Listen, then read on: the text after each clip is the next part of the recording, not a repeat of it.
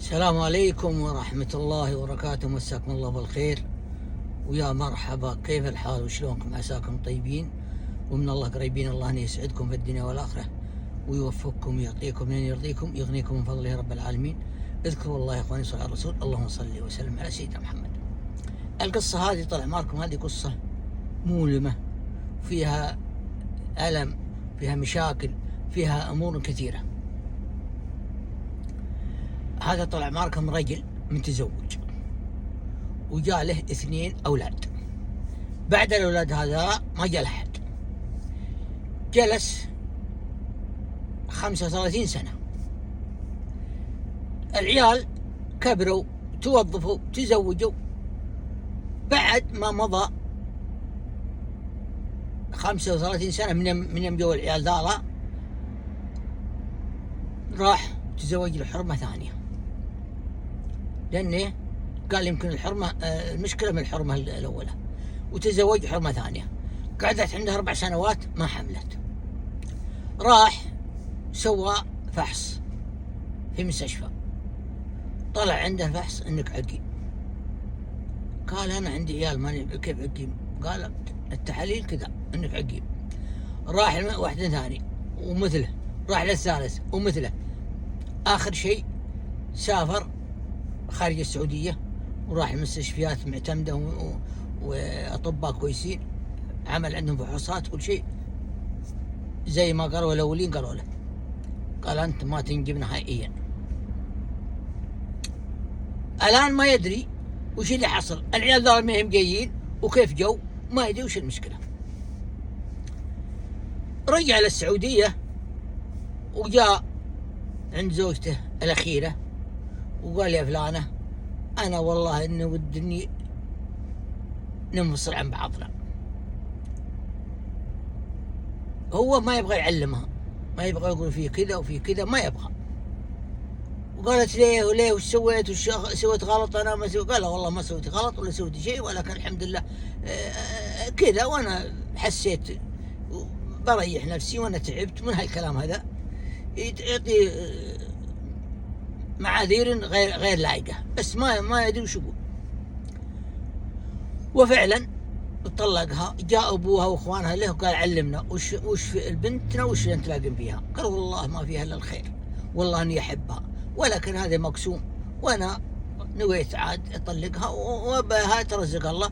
والان لها من عندي هديه، حولها 200,000 وعطاها ارض باسمها، لانه هو الرجل ترى عنده فلوس وعنده عقارات وعنده خير. بعد ما طلق الحرمة هذه، يقول يوم من الأيام شغلت سيارتي ومشيت بس كذا، ما ادري وين ماشي. يقول حوالي 400 كيلو، وجيت في مدينة وجلست فيها حوالي أسبوع. يقول أنا ما ادري وش اللي جاني وش أسوي يقول ما ادري، انحاست أموري ما ادري وش أقولها الحين. الأولاد كبار متزوجين وعندهم عيال، ولا ما ادري وش اللي حصل. يقول بعد أسبوع كملها في المدينة هذه، رجع ثاني مرة لأهله. جاء عند الزوجة القديم هم العيال وقال شوفي أنا حصل كذا وحصل كذا وحصل كذا، الآن أعطيني الحقيقة. يقول قامت ترفع صوتها عليه، أنت تشك فيني وأنت متهمني، ومن كلام قامت ترفع صوتها عليه وشادت نفسها وإنها حاطة يعني انك تتهمني وتظلمني بهالكلام هذا. قال شوف لا تطولني الكلام ولا شيء، هدي. تبين تعلمين بالحقيقة بيني وبينك مرحبا ومسهلا، ما انت معلمتني، انا بسوي تحاليل وبرفع القضية للحكومة وخلي الناس كلها تدري. لما شافت قال الكلام ده وشافت انه مصمل، قالوا تطيح على وجهها وتقعد تبكي وتقعد تصيح وتقعد. المهم بعد ما خلصت قال ها اعطيني العلم. قالت نعم ما في عيالك. سبحان الله العظيم، هذه والله المصيبة الكبرى. كيف؟ قالت هذا اللي حصل. لزمها وطلقها. قبل ما يطلقها قال شوفي الكلام ده خليه بيني وبينك، العيال لا يدرون ولا أحد يدري، وأنت روحي لها الله يستر عليك. وفعلا راحت أهلها. هو عنده أموال وعنده عقارات وعنده أمور كثيرة. الآن قعد هو بس الحالة براسه، لزم الأموال اللي عنده والعقارات وكل شيء باسمه، حوله باسم أمه واسم إخوانه، ما خلى شيء. سنعوا العيال إنه سوى كذا. جو عنده ليش يا أبويا كذا؟ أنت فيك شيء؟ أنت مريض؟ أنت مسحور؟ ليش سويت فينا كذا؟ ليش أخذت حقنا وعطيته الناس؟ ولا من هالكلام ده. هو ما يدري وش يقول ما أنتم بعيالي. صعبة. رجال متزوجين وعندهم عيال، والآن يقول ما نبي أبوكم ولا أنتم بعيالي. يعني شيء، يعني صدمة كبيرة جدا. يقول ما أعطيتهم شيء كلام، قلت خلاص بس حصل خلاص بس. يقول ما أدري وش أقول أنا، وش أقول ما عندي العذر اللي تعذر به، وش أقول لهم أنا؟ هو صادق ما يدري وش أقول. راحوا وكلوا له محامي وقدم فيه قضية. المحامي جاء طلب من المحكمة، طلبين أو ثلاثة، ما راح، ما حضر، ووقفوا خدماته. الآن خدماته موقفة وأموره موقفة وما عنده شيء، بس إخوانه يعطونه، لكن إخوانه يعطونه من الأموال اللي هو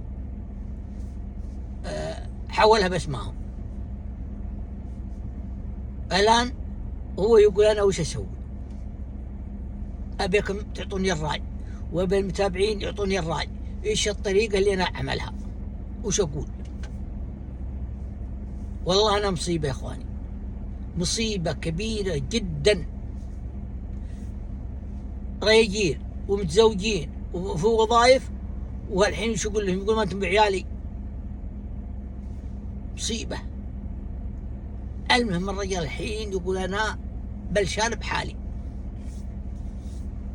ما أدري وش أقول. هم الحين قدموا فيها قضية وفي المحكمة، وأنا ما حضرت المحكمة، ولكن في النهاية بيجيبونه، في النهاية بيجيبونه مغفور. لكن عاد أنا في رأيي إنه يجيبهم في مكان هو يعمل حالهم ويعطيهم القصة، وأمكم تعطيكم الخبر، ما بلا كذا، وخلوا الكلام بيني وبينكم وخلاص واسكتوا، ما في حل إلا كذا. ولكن الله لا يبدأنا مصائب عريضة طويلة، مصائب من كبار، والله مصيبة. رجال أعمارهم 35 سنة وزيادة ومتزوجين وعندهم عيال، والحين يقولون ما أنتم بعيالي. مصيبة كبيرة جدا.